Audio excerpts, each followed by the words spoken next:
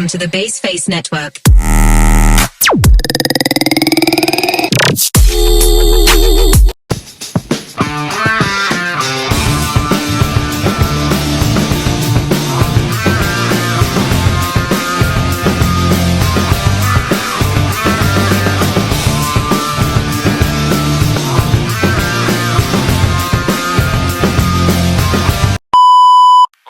Standby, kamera ready, sound ready, 3, 2, 1, action. Di sini saya akan membahas tentang fintech atau financial technology. Kalian udah tahu belum fintech itu apa?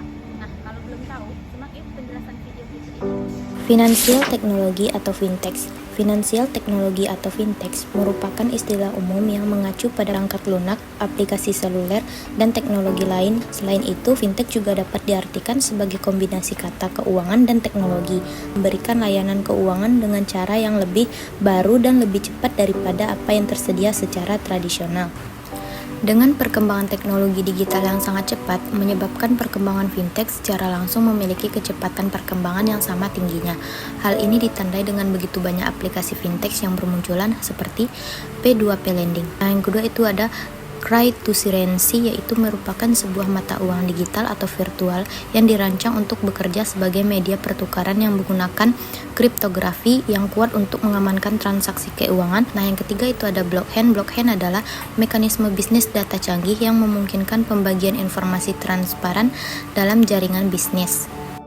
Nah, selanjutnya yaitu ada crowdfunding, yaitu teknik pendanaan untuk proyek atau unit usaha yang melibatkan masyarakat secara luas. Nah, seperti yang telah dijelaskan oleh teman saya tadi, materi selanjutnya mengenai finansial fintech syariah. Yuk kita simak. Indonesia merupakan pasar potensial bagi pengembangan ekonomi kerakyatan berbasis ekonomi syariah karena penduduk muslim terbesar di dunia ada di Indonesia. Fintech sangat mengandalkan literasi atau pendidikan finansial di bidang finansial teknologi.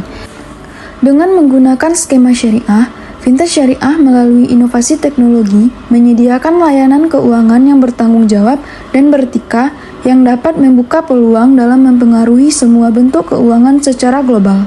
Apa sih yang unik tentang fintech dalam keuangan Islam?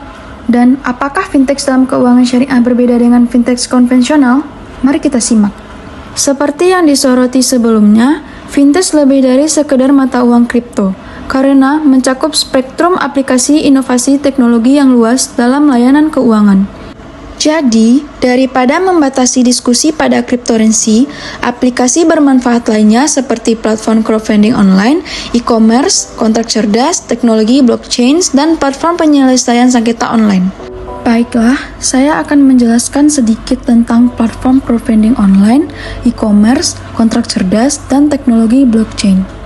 Yang pertama, platform crowdfunding online, yaitu situs web yang memungkinkan penggalang dana untuk berinteraksi dengan masyarakat dan mengumpulkan jenis finansial. Yang kedua adalah e-commerce, yaitu segala kegiatan jual beli atau transaksi yang dilakukan menggunakan sarana media elektronik. Contohnya, Shopee, Tokopedia, Lazada, Blibli, Bukalapak, dan Ralali. Yang ketiga adalah kontrak cerdas. Contohnya, transaksi antara konsumen dan bisnis, asuransi penundaan dan pembatalan penerbangan, dan pendaftaran hak atas tanah. Dan yang terakhir adalah blockchain. Contohnya, Bitcoin, Ethereum, dan kripto. Dengan penekanan pada teknologi blockchain dan pentingnya kontrak cerdas, bank syariah dapat memanfaatkan hal ini untuk perjanjian keuangan syariah yang memiliki kemampuan untuk mengeksekusi sendiri, mempertahankan diri, dan memaksakan diri sehingga mengurangi ketidakpastian dalam proses penyelesaian sengketa melalui litigasi. Selanjutnya yang akan saya jelaskan adalah asosiasi finansial teknologi. Asosiasi Finansial Teknologi. Aplikasi fintech dapat dikelompokkan berdasarkan aktivitas pasar keuangan di mana aplikasi tersebut diterapkan untuk pembayaran, clearing, dan penyelesaian. Seseorang dapat memiliki aplikasi berikut seperti pembayaran seluler, web, tersentuh, mata uang digital, dan teknologi ledger terdistribusi. Yang kedua, untuk simpanan, pinjaman, dan peningkatan modal.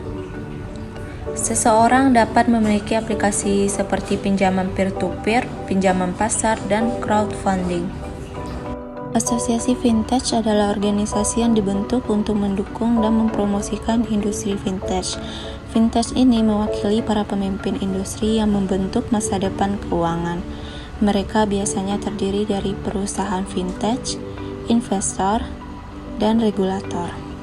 Asosiasi vintage memainkan peran penting dalam pengembangan industri dengan pertama, membangun jaringan. Mereka menghubungkan para pemangku kepentingan di industri vintage, memfasilitasi kolaborasi dan berbagai pengetahuan. Yang kedua, mempromosikan pendidikan. Mereka meningkatkan kesadaran tentang vintage dan manfaatnya baik untuk konsumen maupun bisnis. Yang ketiga ialah menyelenggarakan acara. Mereka mengadakan konferensi, seminar, dan acara lainnya untuk mempromosikan inovasi dan diskusi di industri vintage. Prinsip Panduan Financial Technology Association menyatakan bahwa kebijakan yang baik harus melindungi konsumen dan mendorong inovasi bisnis untuk menyediakan akses aman dalam layanan dan peluang keuangan. Selanjutnya adalah Asosiasi Vintage Syariah Global. Pada bulan April 2016, sekelompok 8 platform crowdfunding bergabung untuk mendirikan aliansi vintage Islami. Tujuan utama dari aliansi ini adalah untuk mendorong keamanan yang lebih besar dan mengembangkan kepercayaan dengan mempromosikan dan menerapkan standar bersama untuk vintage Islam. Nah, tadi kan teman-teman saya sudah menjelaskan apa itu fintech, fintech syariah, terus asosiasi fintech dan asosiasi fintech syariah global. Nah, di sini saya akan menjelaskan asosiasi fintech syariah di Indonesia. Asosiasi Finansial Teknologi atau fintech syariah di Indonesia. Asosiasi fintech syariah di Indonesia atau dikenal dengan singkatan AFSI terbentuk pada bulan Oktober 2017 di Jakarta.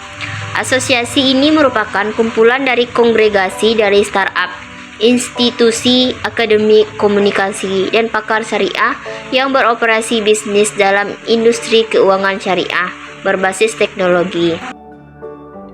Visi manusia.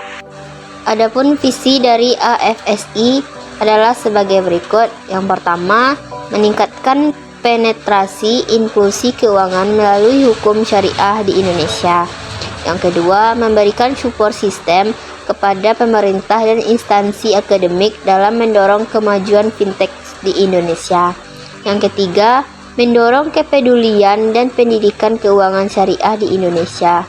Yang keempat, menyatukan sinergi dengan institusi ekonomi syariah dan teknologi keuangan internasional dalam mengembangkan potensi fintech syariah. Adapun peran AFSI dalam perkembangan fintech syariah di Indonesia dapat dilihat melalui model bisnis dari anggota AFSI. Yang pertama, agregator finansial teknologi yang dapat meningkatkan keuntungan dari UMKM yang ada dengan optimalisasi kegiatan yang dilakukan dalam bisnis. Yang kedua, layanan finansial teknologi yang diimplementasikan pada industri startup dengan platform crowdfunding dengan basis syariah terutama dalam bisnis properti. Yang ketiga, bisnis teknologi finansial syariah yang potensial dengan ditopang penuh mayoritas penduduk Indonesia yang beragama Islam. Yang keempat, otoritas jasa keuangan atau OJK menilai platform peer-to-peer lending yang ada dalam aplikasi fintech. Begitu pula dengan penerapan peer-to-peer lending yang bersaksikan syariah pun akan mengikuti kemajuan bisnis berbasis fintech syariah. Dari penjelasan video tadi, apakah teman-teman sudah paham dengan materi yang kami sampaikan? Udah atau belum ya? Kalau belum, kita tanya Kak Gem yuk biar dikasih paham. Kak Gem! Oke, singkat saja. Paham, paham, paham. Thank you everyone. Thank you Elmar. Go.